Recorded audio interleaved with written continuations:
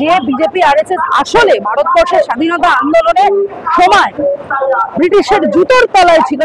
আমার সোনার বাংলা আমি তোমায় ভালোবাসি, এই গান জোর কণ্ঠে আমরা গাইব।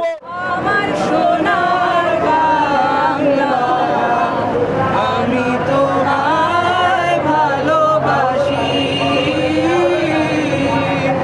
চিরদিন তোমার আকাশ, চিরদিন তোমার আকাশ, তোমার বাতাস আমার প্রাণে, আমার প্রাণে বাজায় বাঁশি সোনার বাংলা আমি তোমায় ভালোবাসি। প্রত্যেকেই জানেন যে আমাদের দেশ, আমাদের বাংলার প্রতি এই বিজেপি আরএসএস কিভাবে আক্রমণ হানছে। বাংলা ভাষা বলার অপরাধে বিজেপি শাসিত রাজ্যগুলিতে বাঙালিদের উপর আক্রমণ।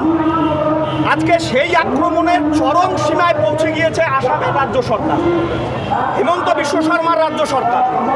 তারা শুধু বাঙালির উপর আক্রমণ করছে না, বাংলার তথা ভারতবর্ষের আমাদের গর্ব হয় যে কবিগুরু রবীন্দ্রনাথ ঠাকুর শুধু এই বাংলার নয়, এই গোটা ভারতবর্ষের, এই দেশের যেমন জাতীয় সঙ্গীত রচনা করেছেন, তেমনি উপর বাংলার বাংলাদেশেরও জাতীয় সঙ্গীত রচনা করেছেন।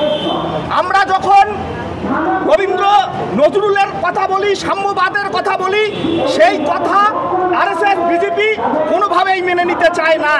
তারা বারবার বাংলা বিদ্বেষী, বাংলার উপর আক্রমণ হানবার চেষ্টা করছে। আমরা বলছি যে যখনই বাঙালির এবং বাংলার কণ্ঠস্বরের উপর আঘাত আসবে, কণ্ঠ রোধ করার চেষ্টা হবে, তখনই গোটা বাংলা, গোটা ভারতবর্ষ এসএফআই একযোগে রবীন্দ্রনাথ ঠাকুরের সোনার বাংলা গাইবে।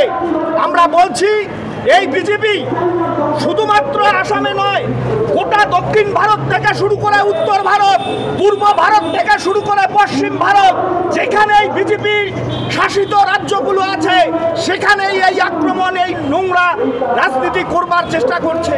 আরএসএস একদিকে আমাদের সিলেবাস থেকে রবীন্দ্র নজরুল ক্ষুদিরামকে বাদ দেওয়ার পরিকল্পনা করছে, আর একদিকে মানুষের, গণতান্ত্রিক প্রিয় মানুষের স্বাধীনভাবে কথা বলার, স্বাধীনভাবে গলার আওয়াজ বের করার অধিকার হরণ করছে। আমরা এসএফআই এর বিরুদ্ধে রাস্তায় নেমেছি। আমরা বলতে চাই যে এই সরকার, হেমন্ত বিশ্ব শর্মার সরকার আসলে রাষ্ট্রদ্রোহী কাজ করেছে।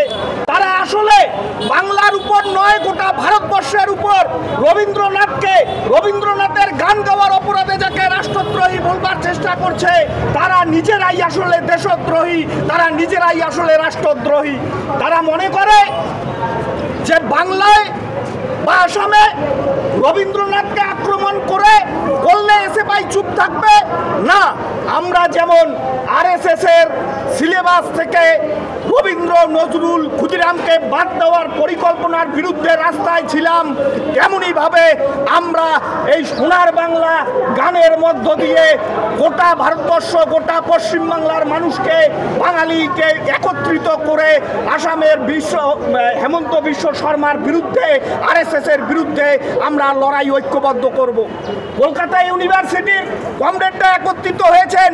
এই লড়াই এখানে নয়, গোটা ভারতবর্ষ, গোটা পশ্চিম বাংলা জুড়ে আমরা প্রতিটা কোনায় কোনায় আমার সোনার বাংলা আমি তোমায় ভালোবাসি, এই গান জোর কণ্ঠে আমরা গাইব। আরএসএস বিজেপির ক্ষমতা থাকলে আসুক, আমরা কত ধানে কত চাল বুঝিয়ে দেওয়ার মতো ক্ষমতা। দেখো, আমরা শুরুর থেকে বলেছি যে ভারতবর্ষের যে সার্বভৌম চরিত্র, সেই সার্বভৌম চরিত্রের সাথে আসলে আরএসএস বিজেপিটা ঠিক যায় না।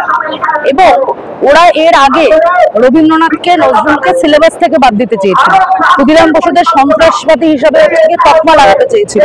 আমরা তখনও বলেছিলাম এই দেশটা রবীন্দ্রনাথ নজরুলের মাটি, এই সার্বভৌম দেশকে যারা হচ্ছে গিয়ে কালিমালিপ্ত করতে চাইছে, যে বিজেপি আরএসএস আসলে ভারতবর্ষের স্বাধীনতা আন্দোলনের সময় ব্রিটিশের জুতোর তলায় ছিল, জুতো চেটে ছিল, তাদের থেকে আমরা আসলে দেশভক্তি শিখবো না। রবীন্দ্রনাথের গান, রবীন্দ্রনাথ মানে সেই মানুষটা যে হচ্ছে গিয়ে জালিয়ানওয়ালাবাগ হত্যাকাণ্ডের পরে নাইট উপাধি ত্যাগ করেছিলেন তার প্রতিবাদে, সেই মানুষটার গান আমাদের দেশের জাতীয় সঙ্গীত। এবং এটা আমাদের ভীষণভাবে গর্বের যে রবীন্দ্রনাথের গানই হচ্ছে বাংলাদেশের জাতীয় সঙ্গীত। সেই গান যখন গাওয়া হলো, আসামের আরএসএস বিজেপির ক্ষমতায় বসে থাকা যে সকল ফ্যাসিবাদী চরিত্রের মানুষেরা, তারা বলছে যে রাষ্ট্রদ্রোহী।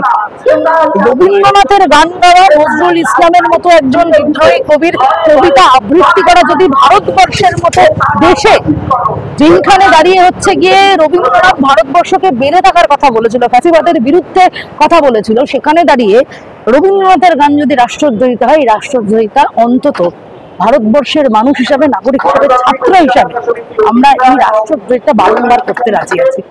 লড়াই লড়বে কে?